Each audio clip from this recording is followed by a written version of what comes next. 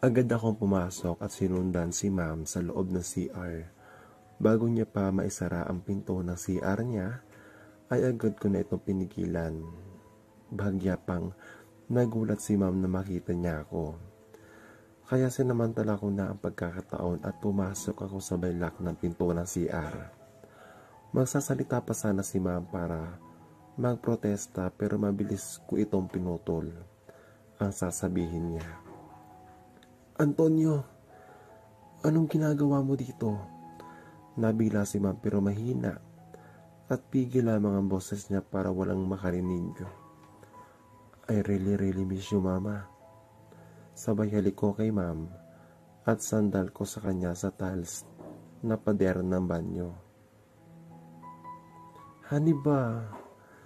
Baka may makakita sa atin dito." Nag-alala na tanong ni ma'am sa akin. "Don't worry, ma'am. Chinay ko ang paligid. Mukhang wala namang tao ngayon. At walang ibang nasa-shower." Pilyo kong sabi sabay nakaw ulit ng halik sa labi ni ma'am. "Pero kahit na, honey, ano bang gagawin mo? Baka may makarinig sa atin." Nagtatanong na usisa sa akin ni ma'am. "Huwag kang mag-alala, ma'am. Ako nang bahala. Sundalo kaya itong anak mo. Magaling ito. Maging maingat."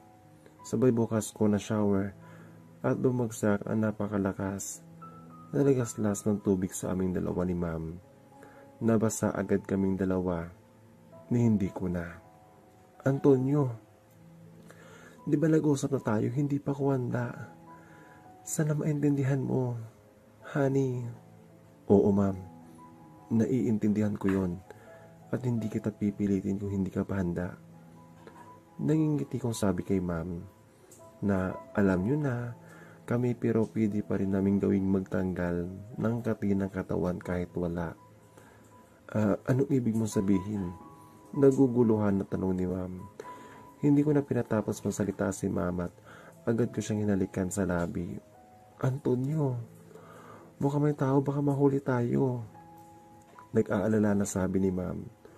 "Huwag kang mag-alala, ma'am. Ako ang bahala at mabilis lamang ito." "Pero honey, ako nang bahala, ma'am." Tumango naman si ma'am at hindi na nakipagtalo sa akin at para bang ipinaubayan niya sa akin ng lahat. Sa init ng 2020, tanging lamang concern ko ngayon ay makapagpahinga naman at makapamasyal dito sa Mindanao.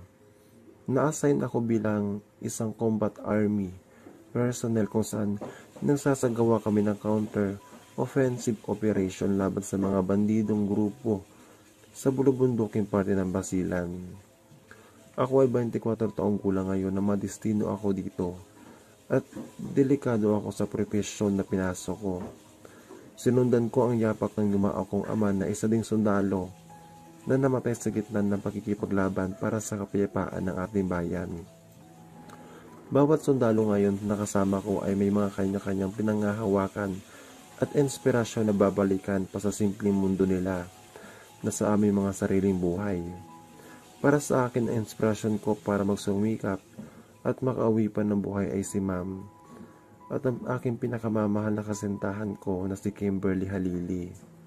Si Kimberly at ako ay magkakilala na since high school at naging kaklase at kaibigan ko ang kuya niya na si Juan. Dahil kay Juan, naging malapit ako sa kanya. Matagal din kami naging magkaibigan ni Kimberly bago naging kami at nagkasundo na magpapakasal kami oras na pagtapos na siya na pag-aaral sa kolehiyo. Siya ang pinakamagandang bagay na nangyari sa akin bukod kay ma'am. Marami ang nagsasabi na kamukha niya si Kim Rodriguez, isa sa mga artista sa GMA. May mahaba siyang itim na buhok na parating nakalugay. Siya ay may ganda, mayroong makurbadang figura at pamatay na mga binti. At hindi lang iyon, marami mga taong nasasabi na may pagkakahalintulad din sila ni ma'am sa ugali. At sa tingin ko tama din ang mga ilang kasabihan na kung sino man na makakatuluyan ng anak ay kaparehas din iyon ang nakatuluyan ng kanyang ama. Maliban na lamang sa bagay na hindi napakasalan ng aking ama ang aking ina. Si ma'am at ako ay magkasama na ng napakatagal. Simula nang ipinanganak pa lamang ako, ang aking ama ay nabuntis siya bago siya madestino dito sa Mindanao noon. Matapos siya madestino dito, ay hindi na siya nakabalik magmula noon para pakasalan ng aking ina dahil namatay siya sa gitna ng labanan habang nasa isang misyon. Kaya pinalaki ako ni ma'am na mag-isa niya lamang. Dahil sa tutol naman ng mga magulang ni ma'am kay dad, dahil isa siyang sundalo at nabuntis din agad si ma'am na maaga at hindi pa sila kasal, ay itinakwil at pinalayas si ma'am sa bahay nila. At samantala naman ang pamilya naman ni dad ay sinisisi si ma'am dahil kung di dahil daw kay ma'am ay hindi magsusundalo si dad at hindi susuway sa kagustuhan ng pamilya niya. Kaya magmula noon ay naputol na ang kahit anumang komunikasyon sa pagitan naming lahat ng mother's side at father's side ko. Naging matatag si ma'am kahit na nahihirapan kami sa mga unang mga taon. Nang mamatay si dad, ay nagtrabaho at ginapang pa rin ni ma'am ako para mabuhay lamang kami.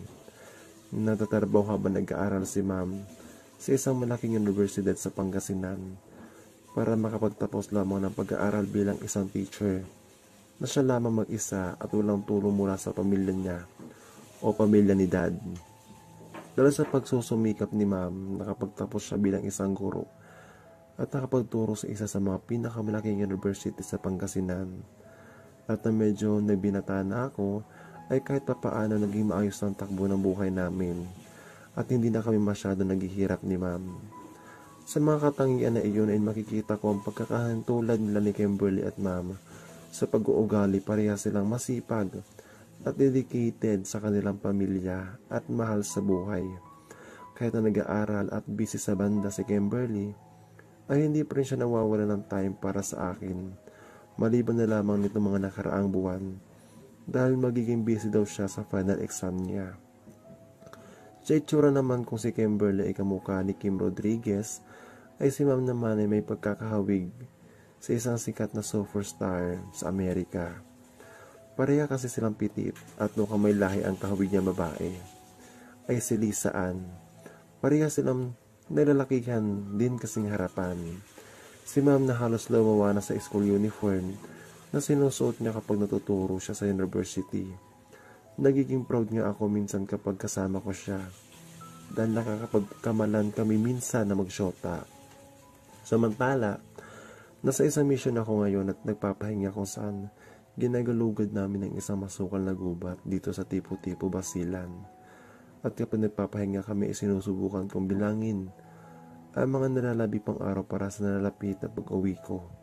At naisip ko pa rin si ma'am at Kimberly sa tuwing hindi ako makakatulog. Sa totoo lang, bibihira lang kami ngayon makakita ng mga bandido dahil karamihan sa kanila ay nagsialisan na at lumipat na ng ibang mapagkukutaan ng lugar dahil mga iilan na lamang na bandido ang tinutugis namin. Pero isang araw habang nasa operation ay aksidente na may nadaan na explosive na AED ang sinasakyan naming military vehicle. Sumabog ito at marami sa amin na malubhang nasugatan at isa na ako yon. Masyadong mabilis ang mga pangyayari. Hindi namin alam basta nakarinig na lang kami ng napakalakas na pagsabog. Kasunod doon ay nahumantusay ako sa lupa at nawala ng malay. Nagising ako sa isang hospital dito sa Tipo-Tipo, Basilan. At doon ko nalaman na tinamaan ang tagiliran ko ng sharp nail bolt na lamang at wala natamaan na internal organs sa aking katawan.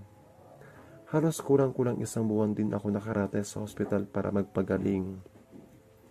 Maswerte pa rin ako dahil nakaligtas ako samantala. May mga kasama na akong hindi pinalad at nasawi ng biglaan. Sa totoo niyan, pagkatapos ng halos isang buwan, bumalik muli ako sa trabaho. Pero hindi na ako pinasabak sa misyon. Light works lang muna ang ginawa ko at naging support groups kami para sa mga tropa na nasa misyon. Na matapos ang ilang buwan, natapos na ang destino ko sa Mindanao at pansamantalang nabigyan ako ng bakasyon para makauwi sa aming pamilya. Na-excite ako sa natanggap kong balita na pansamantalang makakauwi kami sa kanya-kanya naming pamilya. Kaya mabilis na inayos ko ang mga biyahe ko para makauwi na kaagad ako sa amin. Sinubukan ko tawagan si Kimberly para sabihin siya na uuwi na ako at susunduin niya lamang ako sa airport. Pero lumipas ang halos isang araw at wala din ako natanggap na message sa kanya kung susunduin niya ba ako o hindi. Kaya tinawagan ko na lamang si Ma'am at sinabi kong sabihin niya si Kimberly na uuwi na ako. Ngayon pa lamang excited na ako, lalo na at bala ko na mag-propose sa kanya. Kahit may usapan na kami na magtatapos muna siya ng pag-aaral bago kami magpakasal. Gusto ko lamang manigurado at ayoko na siya pakawalan. Alam ko namang nagmamahalan kaming dalawa at wala nang dahilan para tanggihan niya ang proposal ko, lalo na at hindi pa naman kami nagpapakasal. Hanggang sa hindi pa siya nakakapagtapos at naabot ang pangarap niya na maging isang sikat na singer.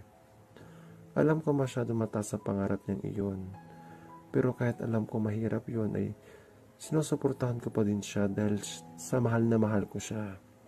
Kakalapag lamang ng eroplano na sinasakyan ko mula sa isang domestic airport dito sa Maynila. Wala pang isang oras ang biyahe mula sa isang airbase namin sa Mindanao. Pagkalabas ko pa lamang sa arrival area ay hinanap ko kaagad si Ma'am at Kimberly. Nagbabakasakali akong sasalubong nila ako sa sabay, lalo na at ilang buwan din ako na destino sa Mindanao. Pero ang tangi ko lamang natanaw ko ay si Ma'am at wala si Kimberly. Maaaring busy siya sa school o sa banda niya. Malayo din kasi ang airport na to na nasa Pangasinan kasi siya nag-aaral at minsan na siya pumupunta dito sa Manila pag may mga gigs sila. Kahit nalulungkot ako at hindi ko agad nakita si Kimberly, naging masaya naman ako dahil nandyan si Ma'am. Alam ko busy din siya sa trabaho niya bilang isang guro sa isang malaking universidad sa Pangasinan. Agad niya ako natanaw at kinawayan niya ako bago siya tumayo. Mukhang may kausap siya sa arrival area. Agad naman ako napatingin ang mga kabady ko kay Ma'am at titig na titig, hindi digid sa kalaman ko na crush nila si Ma'am. Minsan na kasi nila sinasabi sa akin o madalas minsan niloloko nila ako na magiging stepfather ko daw sila. Nagpapaalam din sila lalo na yung superior ko kung pwede ba yayain minsan na lumabas si Ma'am. Pero nagkikibit balikat na lamang ako at sinasabi sa kanila na kay Ma'am ang desisyon kung gusto niya. Nang malapit na ako kay Ma'am ay nagpaalam na ang mga kasama ko na aalis na sila. Mukhang umuro na naman ang mga pagkalalaki nila na makita nila si Ma'am. Sino nga bang hindi mai-intimidate kay Ma'am? Sobrang ganda at kakaiba niya. Kung titingnan mo siya parang may pagka-seryosong aura niya. Kahit palangiti naman siya, para siyang yung babae na hindi mo pwede lokohin dahil manghihinayang ka. Lisano, mauna na ako. Ikamusta muna lamang ako sa mami mo.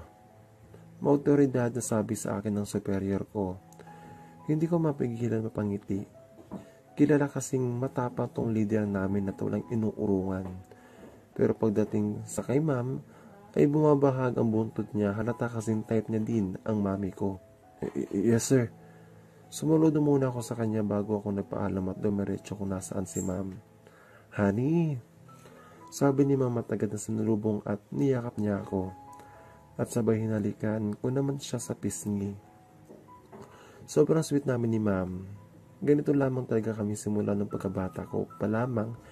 Hindi ako nahihiya ipakita sa kanya kung gaano ko siya kamahal at ginagalang.